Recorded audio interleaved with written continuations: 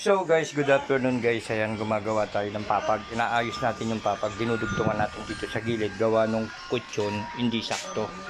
Binigay ng bayaw ko sa akin. Yan, shoutout pala sa bayaw kong si Boy 2EB. Ayan, binigay niya. Ngayon, dinudugtungan ko siya guys para magsakto yung kanyang kutsyon. Ayan. Malapit ang matapos. Ito na lang natin tira guys. Ngayon, ayan, linagyan ko siya ng kahon para matibay-tibay yung kanyang